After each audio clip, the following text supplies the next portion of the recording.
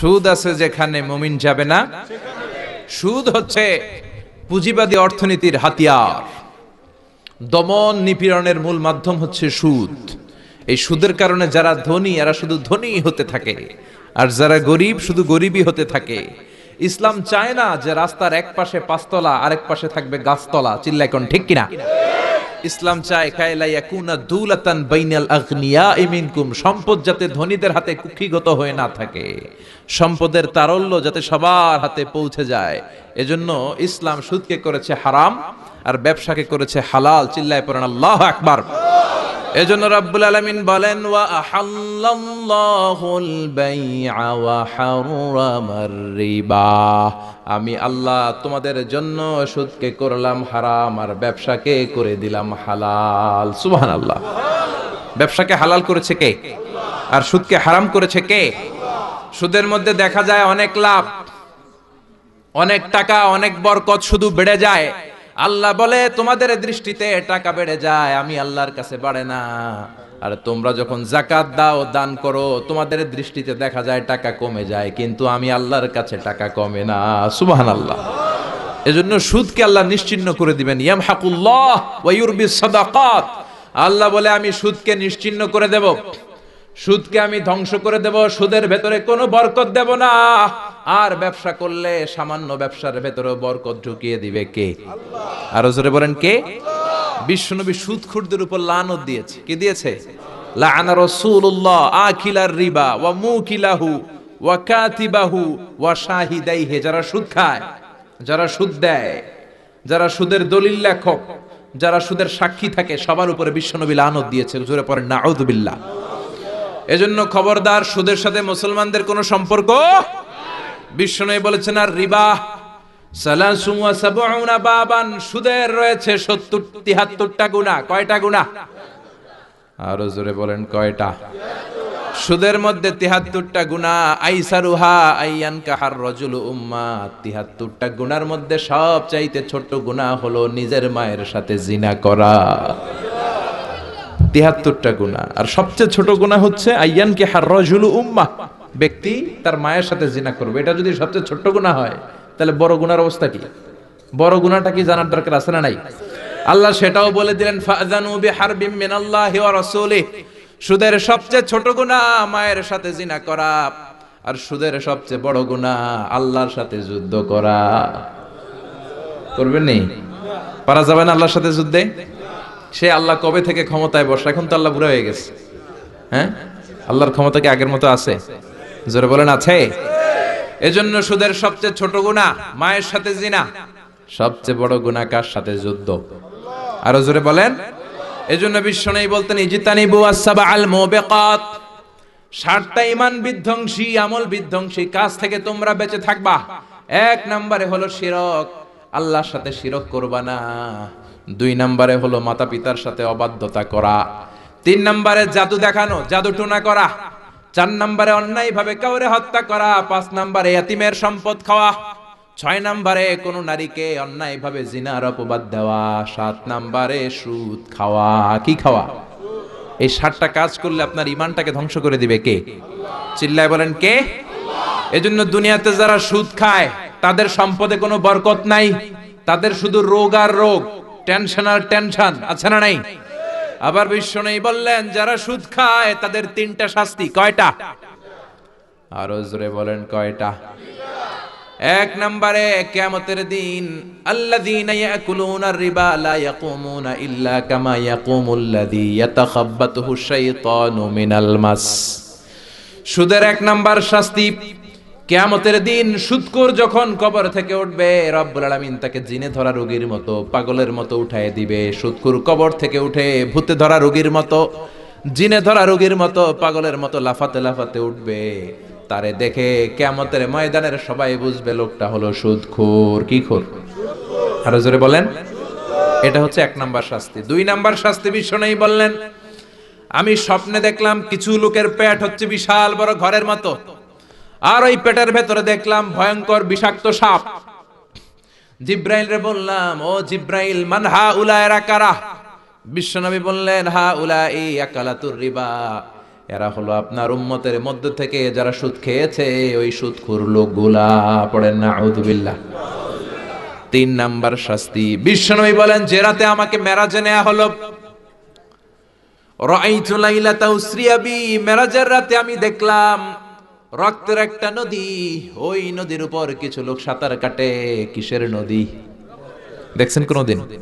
রক্তের নদী আমরা কোনদিন দেখেছি? রক্তের একটা নদীর ভেতরে কিছু লোক সাঁতার কাটে।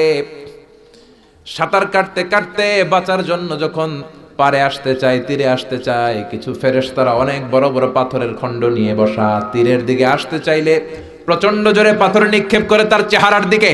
পাথরের আঘাতে ওই লোকটার চেহারা ছিন্ন বিচ্ছিন্ন হয়ে যায়। লোকটা চিৎকার করতে করতে আবার রক্তের নদীর মাঝখানে চলে যায়। আবার তীরে আসতে চাইলে আবার পাথর আছে না নাই?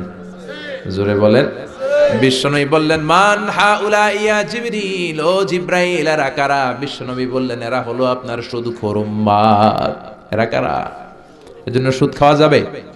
জোরে বলেন, সুদ খাওয়া যাবে? খবরদার, সুদ খাওয়া যাবে না। সুদের বিপরীতে আমরা ব্যবসা করব। ব্যবসায় বরকত দিয়েছে কে? বিশ্বনবী বললেন রিজিককে আল্লাহ 10 ভাগ করেছেন, তার 1 ভাগ দিয়েছেন পৃথিবীর অন্যান্য পেশার ভেতরে, আর 9 ভাগ দিয়ে দিয়েছেন ব্যবসার ভেতরে। সুবহানাল্লাহ। রিজিকের 9 ভাগ থাকে ব্যবসার ভেতরে, এজন্য সুদ খাওয়া যাবে না। সুদের সাথে ইসলামের কোনো সম্পর্ক। আমরা ব্যবসা করব। আপনি মুশারাকা সিস্টেমে, মুদারাবা সিস্টেমে, আপনি মুরাবাহা সিস্টেমে ব্যবসা করেন, ওই ব্যবসায় বরকত দিবে কে? জোরে বলেন কে? সুদ হারাম এই কারণে, কারণ টাকার ভেতর থেকে টাকা আসে না। আপনি 1 লক্ষ টাকার একটা বান্ডিল আপনার আলমারির ভেতরে আজকে রাখলেন, 1 বছর পরে খোলার পরে এটা কি 1,10,000 টাকা হবে? 1,05,000, 1,02,000, 1,10 টাকা, 1,05 টাকা, 1,01 টাকা? 1 টাকাও পারবে না। কত থাকবে? 1 লাখই থাকবে। কারণ টাকার ভেতর থেকে টাকা আসে না। টাকার ভেতর থেকে টাকা আসে যখন ওই টাকার সাথে শ্রম যুক্ত হয়, যখন টাকার সাথে কষ্ট যুক্ত হয়, যখন টাকার সাথে মেধা যুক্ত হয়। ঠিক কি না? তো আপনি টাকা দিয়ে কেমন করে টাকার ভেতর থেকে টাকা নেন? এটা হারাম। হয়তো আপনাকে ব্যবসায় অংশগ্রহণ করতে হবে, লাভ লস দুইটাতে অংশগ্রহণ করতে হবে, রিস্কও থাকবে। আপনি ব্যবসায় টাকা দিয়ে শুধু লাভ নিলেন, লস নিলেন না, এটাই সুদ। ঠিক কি না? আপনার লাভও নিতে হবে, লস নিতে হবে, ঝুঁকিও নিতে হবে। এইটার নাম হলো ব্যবসা। হয় আপনি ব্যবসা করবেন, তা না হলে আপনি কর্জে হাসানা দিবেন। কি দিবেন? কর্জে হাসানা দিলে ওই ব্যক্তির মর্যাদা বাড়িয়ে দেয় কে? চিল্লায় বলেন কে? 3 সিস্টেমে ব্যবসা করবেন। কয় সিস্টেমে? সবাই বলেন, আরো জোরে বলেন। 1 নাম্বার হচ্ছে মুশারাকা সিস্টেম। মুশারাকা, পার্টনারশিপ। আমি আপনি শেয়ার, 3-4 জন মিলে শেয়ার। আমার টাকা আপনার টাকা, আর দুজনে মিলে ব্যবসা করব। আমার যদি ধরেন 4 লক্ষ টাকা হয়, আপনার যদি 6 লক্ষ টাকা হয়, তাহলে যেই লাভ হবে তার 60% নেবেন আপনি, 40% নেব আমি। লস যদি হয় 60% আপনার উপর, 40% আমার উপর। এই ব্যবসাকে বৈধ করেছে কে? আল্লাহ। আরো জোরে বলেন না। 2 নম্বরে হচ্ছে আল মুদারাবা। মুদারাবাও বৈধ। মুদারাবা মানে হচ্ছে আপনার টাকা আমার শ্রম। আল্লাহ আমারে কোনো টাকা দেয় না, আমি মিসকিন, আমি ফকির, আমি দেব শ্রম, আপনি দিবেন টাকা। কত পার্সেন্ট লাভ হলে কে কতটা নিব এটা আমরা ভাগ করে নিব। কিন্তু লস হলে আমার কোনো লস নাই, কারণ আমার শ্রম আপনার টাকা, আমি যে খাটছি এটাই তো আমার লস। ঠিক কি না? কথা বলেন। আর টাকা যেহেতু আপনার, পুরো লস নেবেন আপনি। এই সিস্টেমও ব্যবসা যায়। 3 নাম্বার হচ্ছে আল মুরাবাহা। বুঝার চেষ্টা করেন। আমার ঘরে ফ্রিজ নাই, ফ্রিজের দাম 1 লক্ষ টাকা। কয় লাখ টাকা? আপনি আমারে বাজার থেকে 1 লক্ষ টাকা দিয়ে একটা ফ্রিজ কিনে আমার কাছে 1,20,000 টাকায় বিক্রি করবেন। এটা আমি কিস্তিতে দিব আপনারে, 6 মাসের কিস্তিতে দিব। আপনার লাভ হচ্ছে আপনি 1 লক্ষ টাকা দিয়ে কিনে 1,20,000 বিক্রি করছেন, 20,000 লাভ। আর আমার লাভ হচ্ছে আমার কাছে কোনো টাকা নাই, আমি ফ্রিজের মালিক হয়ে গেলাম, কিস্তিতে দিয়ে 6 মাস পরে আমি টাকাও পূর্ণ করে দিলাম। এটাকে বলে মুরাবাহা। শাহজালাল ইসলামী ব্যাংক, আল আরাফা ইসলামী bank, Bangladesh Islamic bank limited, এই 3টার সিস্টেমে আপনাদের সাথে বিজনেস করে। আল মুদারাবা, আল মুশারাকা, আল মুরাবাহা। যেই সিস্টেমে আপনি করেন না কেন, এগুলোর কবুল করে নেবে কে? আল্লাহ। কিন্তু এগুলো না করে 100 টাকার বান্ডিল দিয়ে বললেন এই নাও 100 টাকার বান্ডিল, এখানে 10,000 টাকা আছে, সুদে লাগালাম, মাসে দিবা 1,000। কয় হাজার? আরো জোরে বলেন। এখন মাস শেষে 1,000 দিতে পারে না, ওইটার উপর আবার বাড়তে শুরু করলো। আল্লাহ বলে লা তাকুলু আর রিবা আদাআফা মুদাআফা, খবরদার চক্রবৃদ্ধি হারে সুদ খেও না। মাহাজনী সুদ খেও না। কার কথা? আরো জোরে বলেন, কথাটা কার? মাহাজনী সুদ খাওয়া যাবে না, চক্রবৃদ্ধি হারে সুদ খাওয়া যাবে না। তাহলে ব্যাংকের সুদ খাওয়া তো যাবে না? ব্যাংকের সুদ খাওয়া যাবে না। ব্যাংকের সুদও হারাম, আর চক্রবৃদ্ধি হারে মাহাজনী সুদ, এটা অনেক ভয়ঙ্কর হারাম। গ্রামে গঞ্জে এরকম আছে না নাই? 10,000 টাকায় মাসে 1,000 টাকা সুদ। কথা কন, কথা কন, কথা কন। আছে, এখন দিতে পারে না, সুদ আবার বেড়ে যায়। এখন 2,000 হয়ে গেছে, এর পরের মাসেও দিতে পারে না, 3,000 হয়ে যায়। এরপরে কে আসলটা দেয়া লাগবে না, তুই সুদ চালা। কি চালা? সুদ চালাইতে চালাইতে বাড়ি নাই, ভিটা নাই, জমি নাই, টিউবওয়েল নাই, পরনের লুঙ্গিও নাই। আছে না নাই? এটার বলে মহাজনী সুদ, এটার বলে চক্রবৃদ্ধি হারে সুদ। এই সুদ খাওয়া যাবে না। এজন্য সুদ আপনি খেলে এই সুদের এই সম্পদের ভেতরে কোনো বরকত নাই, এটাকে ধ্বংস করে দিবে কে? চিল্লায় বলেন কে? এজন্য আপনি ব্যবসা করবেন। আল্লাহ বললেন হাল্লাল্লাহুল বাইআ ওয়া হারামার রিবা, আমি আল্লাহ ব্যবসাকে তোমাদের জন্য হালাল করলাম, সুদকে করলাম হারাম। এখন আমরা সুদ খাবো না ব্যবসা করব? জোরে বলেন, সুদ না ব্যবসা? ব্যবসার সিস্টেম হচ্ছে আপনাকে লাভ লস দুইটাতে অংশগ্রহণ করতে হবে। আপনি যদি বলেন না আমি শুধু লাভ নিব লস নিব না, এটা ব্যবসা হবে? এটা সুদ হবে। এটা কি হবে? চিল্লায় বলেন কি হবে? এরপর ইসলাম বলে লা মাইসার, কোনো জুয়া চুরি থাকবে না। বিজনেসের মধ্যে জুয়া চুরি নাই, মানে লটারি নাই। কিন্তু বাংলাদেশের লটারি সিস্টেম আছে না নাই? 10 টাকায় 40 লক্ষ টাকা আছে না নাই? এটা সরাসরি জুয়া চুরি, এটার সাথে ইসলামের কোনো সম্পর্ক। এর কারণ হচ্ছে আমরা 10 টাকা দিয়ে লটারি কিনি, পাই এরকম একটা কাগজ, এই লটারির একটা নাম্বার থাকে এখানে, ঠিক কিনা? আর লেখা আছে 10 টাকায় প্রথম পুরস্কার 40 লক্ষ টাকা। লক্ষ লক্ষ মানুষ 10 টাকা দিয়ে এটা কিনে। কেনার পর যেদিন ড্র হবে, রাফেল ড্র, একজন পায় 40 লাখ, আরেকজন পায় 30 লাখ, আরেকজন পায় 20 লাখ, আরেকজন 10 লাখ, পঞ্চম পুরস্কার পায় 1 লাখ, আর লক্ষ লক্ষ মানুষ এই কাগজ পানিতে ভিজিয়ে খায়। সিল্লা এখন ঠিক কিনা? এটার নাম হচ্ছে জুয়া চুরি, এটা জায়েজ নাই। কিন্তু এই লটারির কাগজের সাথে যদি আপনার একটা কলম দিয়ে দেয়, এটাকে জায়েজ করার সিস্টেম আছে। এই 10 টাকার লটারির, যখন আপনি লটারিটা কিনবেন, আপনাকে যদি একটা কলম দিয়ে দেয়, তাহলে কেমন যেন আপনি 10 টাকা দিয়ে একটা কলম কিনলেন।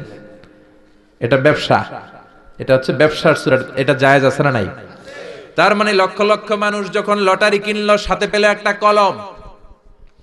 এরপরে ড্র হওয়ার পরে একজন পাবে 40 লাখ, আরেকজন 30 লাখ, একজন 20 লাখ, আরেকজন 10 লাখ, আর লক্ষ লক্ষ সবাই পাইছে একটা করে কলম। তার মানে আমরা সবাই কিছু না কিছু পাইছি। সিল্লা এখন ঠিক কিনা? এই সিস্টেমে যদি করেন, তাহলে এটারে বৈধ করে দিবে কে? জোরে বলেন কে? এরপরে ইসলাম বলেন নো আনসার্টেইনটি, কোন ব্যবসার মধ্যে আনসার্টেইনটি থাকতে পারবে না, সুনিশ্চিত হতে হবে সবকিছু। লা দারারা ওয়ালা দারার ওয়ালা গারারা ফিল বাই, বেচা কিনার মধ্যে কোনো ধোঁকাবাজি থাকতে পারবে না, অনিশ্চয়তা থাকতে পারবে না। অনেকে উড়ন্ত কবুতর বিক্রি করে, আছে না নাই? কবুতর যারা পালেন, 10টা কবুতর আছে আপনার, আপনি দেখবেন সারাদিন কবুতর আকাশে উড়ার পরে বিকালে আবার বাসায় চলে আসে। আপনি বললেন এই যে 10টা কবুতর আকাশে উড়ে, এই 10টা কবুতর আপনারে বিক্রি করে দিলাম, এক একটা 100 টাকা করে, 10টায় কত হয়? 1000 টাকা বিক্রি করে দিয়েছেন। এই বিক্রি শরীয়ত সম্মত হয় না। এর কারণ প্রতিদিন কবুতরগুলো বিকেলবেলা উড়ার পরে সন্ধ্যাবেলায় ফিরে, আজকে বিকালে নাও ফিরতে পারে। যেরকম ঠিক কিনা? আজকে 10টা কবুতর যদি অন্যদিকে চলে যায়, 1000 টাকা লিয়ে কিলাকিলি আছে না নাই? ইসলাম বলে কিলাকিলির কোনো সুযোগ নাই। কবুতরগুলো নামবে, 10টারে তুমি ধরবা, কবজ করবা, তার হাতে হ্যান্ড ওভার করবা, তারপরে বিক্রি করবা। এটারে জায়েজ করে দিবে কে? এরপরে পুকুরের মধ্যে মাছ থাকা অবস্থায় কেনা বেচা জায়েজ নাই। এরকম কেনা বেচা বাংলাদেশে আছে না নাই? আন্দাজে মানুষে শখের বসে কিনে ফেলে, পুকুরের মধ্যে বুদবুদ করতেছে, ভাবতেছে হাজার হাজার মাছ কিনছে, 10 লক্ষ টাকা দিয়ে কিনে ফেলছে। কই মাছের পুকুর, উঠায় দেয় 20 কেজি কই আর 50 কেজি কাঁকড়া আর 70 কেজি ব্যাং, আছে না নাই? এরপরে কিলাকিলি আছে না নাই? এজন্য ইসলাম বলে না, কবুতরটা হাতের মধ্যে কবজ করার পরে যেমনি বিক্রি করলাম, মাছগুলাও জাল দিয়ে তোলো, তারপরে গনে গনে বিক্রি করো, কবুল করে নিবে কে? গাভীর ওলানের মধ্যে দুধ রেখে বিক্রি করা জায়েজ নাই। ওলান এত ফিলা গেছে এরকম, এটা মনে হচ্ছে যে 20 কেজি, দহন করার পরে পাওয়া গেছে 5 কেজি, এরকম আছে না নাই? কারণ এটা দুধের কারণেও ফুলতে পারে, টিউমারেও ফুলতে পারে, ঠিক কি না? এজন্য ইসলাম বলে লা গারারা ফিল ইসলাম, ইসলামে কোনো গরার নাই, ধোকাবাজি নাই, আনসার্টেনটি নাই, অনিশ্চয়তার মধ্য দিয়ে হাওয়ার মধ্যে কোনো বিজনেস নাই। আগে জিনিসটা তোমার হাতে নাও, তারপরে বিক্রি করো, কবুল করে নিবে কে? শেয়ার বাজার নিয়ে প্রশ্ন করে যেই প্রোডাক্টের ব্যবসা হালাল, ওই প্রোডাক্টের শেয়ারও হালাল। চিল্লায় বলেন ঠিক কিনা? এরপরে বিশ্বনবী বললেন, মান গাশশানা ফালাইসা মিন্না। বেচা কিনার মধ্যে যে আমার উম্মতদের মধ্যে যে অন্যকে ধোকা দেয়, সে আমার উম্মত হতে পারে। ধোকাবাজির ব্যবসা বাংলাদেশে আছে না নাই? ফলের দোকানে গেলে দেখবেন চকচকে যেই সাইডটা, ওই সাইডটা ক্রেতার দিকে রাখে, পচা জায়গাটা নিচের দিকে রাখে, এরকম ব্যবসায়ী আছে না নাই? বিশ্বনবী মদিনার বাজারে গমের দোকান পরিদর্শন করতে গেলেন, যে দেখলেন গমের স্তূপ, বিশ্বনবী গমের ভেতরে হাত ঢুকায়া দিলেন। উপরে দেখা যায় শুকনা গম, ভিতরে দেখা যায় ভিজা গম। বিশ্বনবী বললেন, মান গাশশানা ফালাইসা মিন্না। যে আমাদেরকে ধোকা দেয়, সে আমাদের উম্মত নয়। The person who deceives us, he is not among us. যে আমাদেরকে ধোকা দেয়, সে আমাদের উম্মত হতে পারে। চিল্লায় বলেন উম্মত হতে পারে। এজন্য ধোকাবাজি করে কোনো ব্যবসা করা যাবে? জোরে বলেন। আর সুদের সাথে আমাদের কোনো সম্পর্ক? চিল্লায় বলেন সম্পর্ক। সুদকে ধ্বংস করে দিবে কে? আর ব্যবসায় বরকত ঢুকিয়ে দিবে কে? বরকতে বিশ্বাস করেন তো? বিশ্বাস করেন? অল্পের ভেতরেও বরকত হতে পারে, হাজার কোটি টাকার মধ্যেও বরকত নাও থাকতে পারে। চিল্লায় বলেন ঠিক কিনা? এজন্য আজ থেকে সুদের সাথে আমাদের কোনো সম্পর্ক নেই, আমরা ব্যবসা করব মুশারাকা সিস্টেমে, মুদারাবা সিস্টেমে, মুরাবাহা সিস্টেমে ব্যবসা করব। অল্প প্রফিট হলো, এটার মধ্যে বরকত দিবে কে? আরো জোরে বলেন কে? আর সুদের ব্যবসা করবেন না তো?